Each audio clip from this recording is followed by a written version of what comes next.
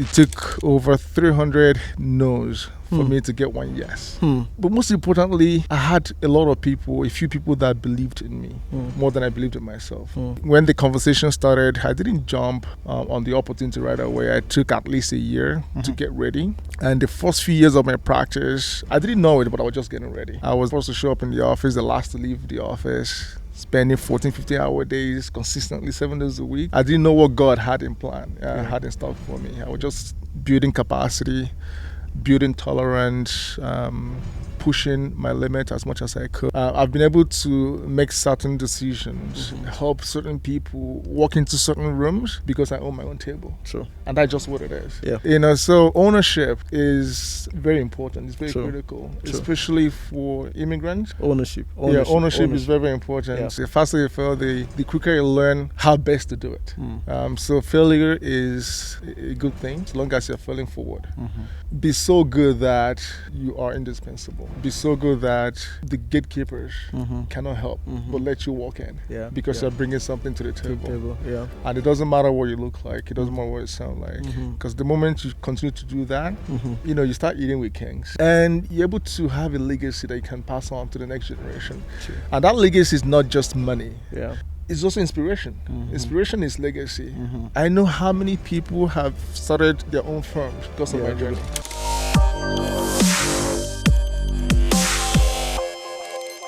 Hello, people.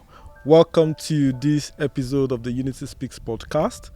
I hope you guys are having a great time. I'm here today with Charles, and we are in the city of Como in Italy, having a good time, trying to rest.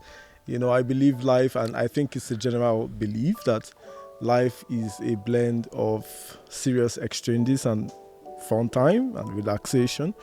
You've got to relax and recharge to help you, gain more mileage on your journey.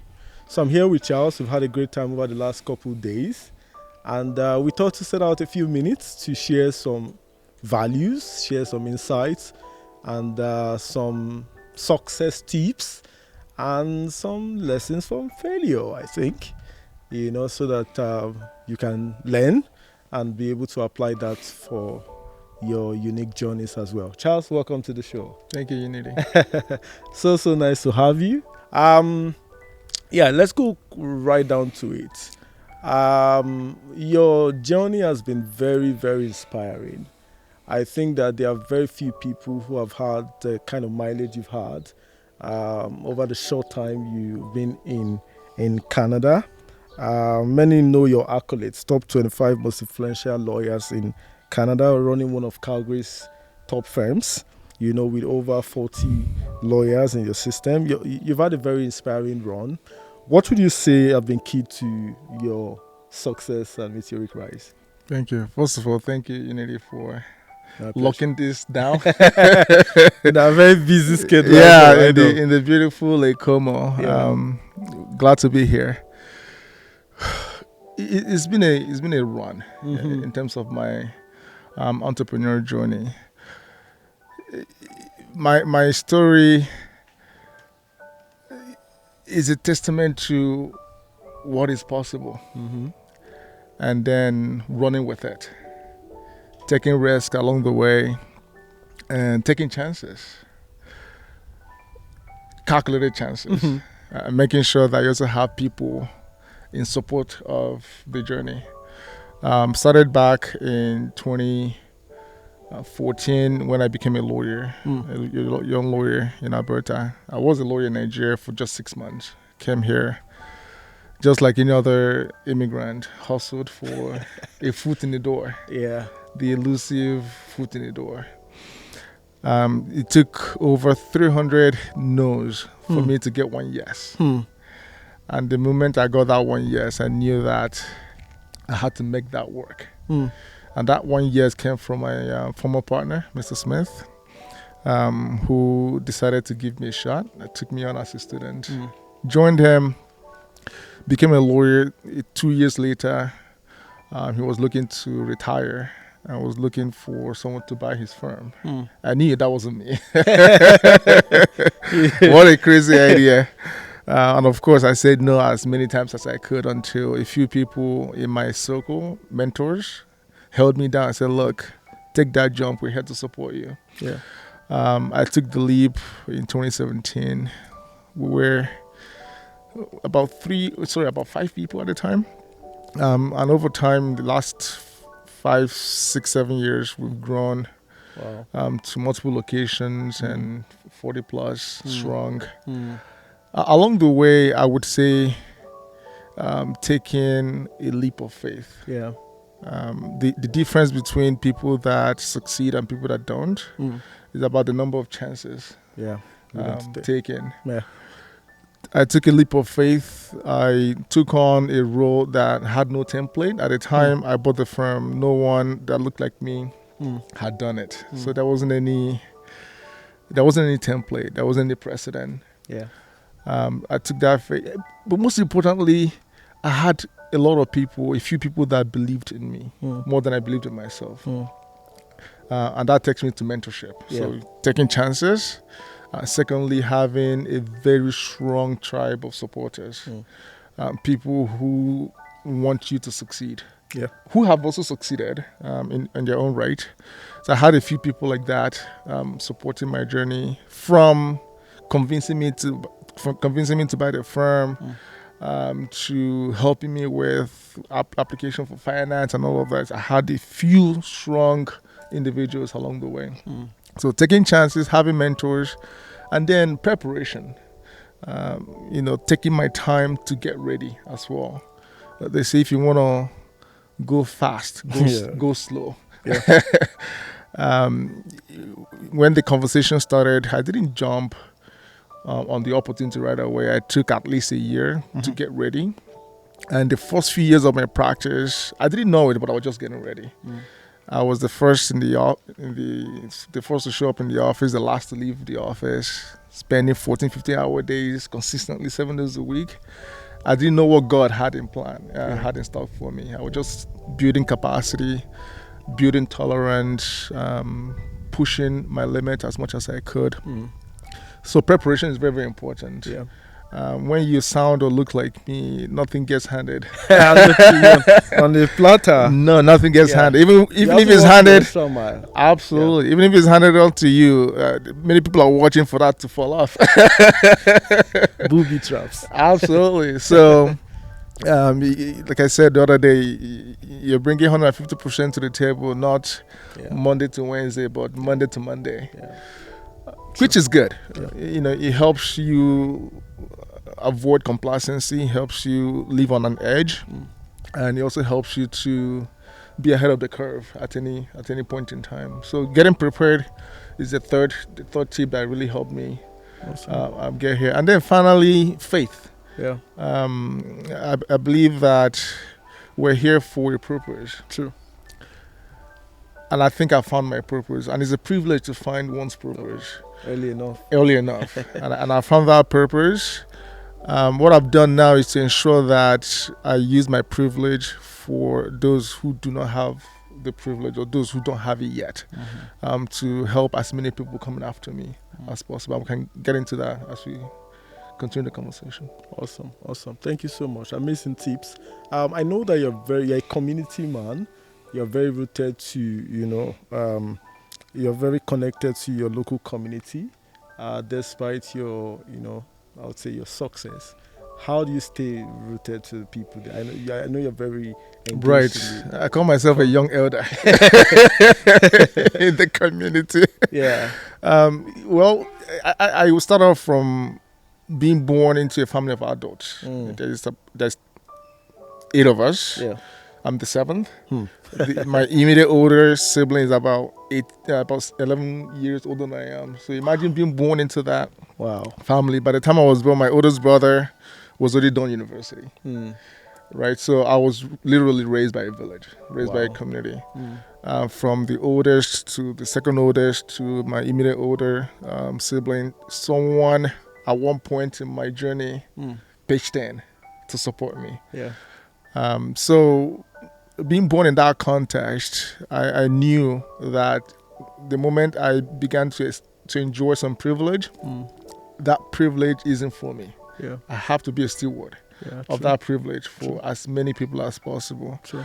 That has been the driver of my community engagement. Yeah. I am all over the place, helping as many people as I can. And Unity, our days are numbered. True. We don't know how many more days we have here, how many more Absolutely. weeks, how many more months. Absolutely. At the end of the journey, it's not about how many Lake Comos you visited. Yeah, say that again. Yeah, it's about how many people You've been able to began impact. to breathe easier Yeah. because of your story, because of what you did for them. Mm. So I've really imbibed that Yeah. in my day to day. And I know your work cuts across different demographies, Yes. different communities, Yes. both the Caucasian and Yes. yeah. Yes. What's driving you? Very good question. I did mention Mr. Smith, my Yeah. previous partner, Mm. who gave me a shot. Yeah. Just to put this in context, Mr. Smith is 46 years older than I am, a white man, Yeah. born and bred in a local town of 300 people in Alberta. So, in terms of the visible things that hold us together, you might not really see much. Mm-hmm. It doesn't look like any of my uncles. I always say that. But we share some values. We share the faith, community, family, helping others, excellence, all of those things. And for him to stretch his hand across the table and Reach out. reach out and take me on, regardless of, conventional wisdom, Yeah. that was Could have reached out to his family members. absolutely, absolutely. So that was the moment for me. I was like, if this man could do this for me, then there has to be some value with diversity. There has to be something about inclusion and diversity, Yeah. and not caring what people look like and sound like, where they come from. So that has been a driver of so many things, including the name of the firm, Osuji Smith, Yeah. including the hiring. We speak over 30 major languages in the firm. Wow. Very diverse. Very, very diverse. Wow. You walk into any of my offices, anyone that helps you would look like you, right? So diversity is something that I've really, really embraced because of me being a beneficiary of it. Amazing. I would like us to speak to, I know that a lot of the diaspora people, I would think that they're very invested in real estate as a way of growing wealth, multiplying wealth. As an active player, and I know you are too, I'm starting to think that we are sort of keeping money on the table or not seeing the value in acquiring companies or purchasing companies Right. as a path to wealth. I know that God designed your path to, Osuji Smith. Yes. But for someone who wants to be, not like being proactive, for someone who wants to organize his own success in that direction, for someone who wants to sort of buy a company, someone who wants to acquire something that has already been built, like the Bible is entering into rest in a sense. Right, That's right. what people have built over time. Right. What would you advise? How do you tap into that value? Which I think many people, a lot of people are talking real estate. I think that, there are other ways to multiply your money. Yeah, I completely agree.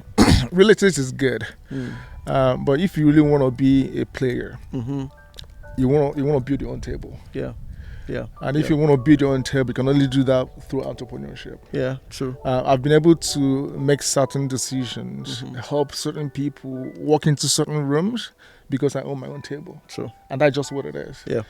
I keep telling the story of when someone I had fired someone that was looking to help in the firm without notice to me, and I quickly reversed that decision. Yeah. I couldn't have been able to do that if I didn't own a seat. True. On the table. Yeah. And Yeah. only you on the table. Yeah, absolutely. Yeah. So ownership is very important. It's very True. critical, True. especially for immigrants. Yeah. Ownership Is very, very important. As newcomers, we have to own a piece of the earth. They put it. That gives you the opportunity to make certain decisions. Gives you the opportunity to help people. and you're able to have a legacy that you can pass on to the next generation. True. And that legacy is not just money. Yeah. It's also inspiration. Mhm. Inspiration is legacy. Mhm. I know how many people have started their own firms because of Yeah, my good. journey. True. In fact, I know how The many people have seed. left UK, Nigeria, Mm. to Canada. Mm. Because if Charles, Can do it. to me, that is the greatest legacy. True. Inspiring the next generation. True. Letting them know that this is possible. True. That's an important point. Yeah. Inspiration is legacy. It's a legacy. Yeah. I mean, it's real capital. It If you is. think of it. It is. Yeah. I know that there's some lessons you learned from failure. You know, I mean, it's not been a jolly ride. Right. What would you share as we begin to wrap up? What would you say have been some lessons from, if you had a chance to do it again, what would you have done right in this journey? Absolutely. First of all, the companies that are most successful Mm-hmm. are the companies that have failed the most number of times. True. Because the faster you fail, Feel quick- fast. fail fast, Mhm. fail forward. The faster you fail, the quicker you learn how best to do it. Mm. So failure is a good thing as long as you're failing forward. Mhm. In my journey, there has been a lot of failures, Mm. and I'm grateful to God for that. Mhm. However, I know I've done it a few hiring mishaps. Mm. I've hired the wrong people. This- Yeah, I've hired the wrong people. I've gone into some markets a little too early. Mm. I've also grown a little too fast, and I've Mm. learned from that. Mm. And there was a time in 1 year I hired over 18 people. Mm. You know, in a business like law, you need to pace yourself. Yeah. You want to make sure that the culture Yeah. remains. Yeah. True. You want people to feel they're looked after. Mm-hmm. So I remember growing a little too fast, and I learned. I learned. I learned the tough way. As much as growth is beautiful, you gotta pace yourself. You gotta grow slow and steady. Mm-hmm. So I've learned the value of patience. Mm-hmm. When you plant a seed, you don't expect that to grow the following day. Yeah. You go back, water it True. consistently, and True. watch that grow. True. I've learned the value of patience. I've also learned growing slow but steady. Mm-hmm. I've also learned to be intentional about who my mentors are. Mm-hmm. You might have a good mentor, but that mentor might not be the best mentor in a particular area. True. I've learned from taking advice from a good person, Mm. but that person was not versed in that particular area. Yeah. Yeah, Couldn't so- help much. There. Yeah, exactly. So be intentional about who you get advice from. Mm. Be steady in your growth, and be patient in your journey. Yeah. Thank you, Charles. Last question. You want to speak to Black excellence for diasporans? How can we lead in our diverse fields? I mean, not everybody's going to own a law practice. Right. Different strokes for different folks, like you say. So how, you see a lot of people, you meet a lot of people in our community. How can we lead in our different practices? Whether in career or in business. Absolutely. Yeah. Leadership is excellence. Mm-hmm. And excellence means if there's a problem in your space, Mm-hmm. would people come to you for solution? Mm-hmm. Have you built value? Mm-hmm. Are you bringing value to the table? Mm-hmm. You know, being black doesn't entitle you to a lot of things. Yeah, true. You have to bring value to the table. Sure. That's leadership for me. Mm-hmm. Be so good that you are indispensable. Mm-hmm. Be so good that the gatekeepers Mm-hmm. cannot help Mm-hmm. but let you walk in Yeah, yeah. because yeah. you're bringing something to the To the table. table. Yeah. And it doesn't matter what you look like. It doesn't matter what you sound like. Mm-hmm. Because the moment you continue to do that, Mm-hmm. you start eating with kings, Mm-hmm. dining with kings, Mm-hmm. and you're able to impact value. People gravitate towards those who can solve their problems. Absolutely. That's just what it is. Yeah. Um, Irrespective of skin color. Absolutely. I mean, when I started my journey, I heard a lot of naysayers. Yeah. Like, Charles, how far can you even go with this? It is, yeah. But I know for a fact that, as much as there's racism, there's discrimination, all those things are still there. Yeah. But there are antidotes to them as True. well. Sure. If you can bring value consistently to the table, people begin to care more about how you can help them versus what you look like. Absolutely. So Black excellence is bringing value to the table and doing that consistently. Absolutely. True that. I think that's it. You want to add anything for the audience? Any final words? Well, final words. I think this is called UnitySpeaks. I'm just speaking to the people out there. Yeah, absolutely. Well, hang in there, wherever you are in your journey. One thing about this part of the world is value is recognized. When you bring value to the table, people will pay attention. That's just what it is. Sure. People pay attention. We've won countless awards, not because of flash, but because of substance. Sure. If we could just have that mindset, and if something bad is happening, don't blame color, don't blame heritage. Look inward and see what you can do differently. Sure. Success is color adverse. True. Absolutely.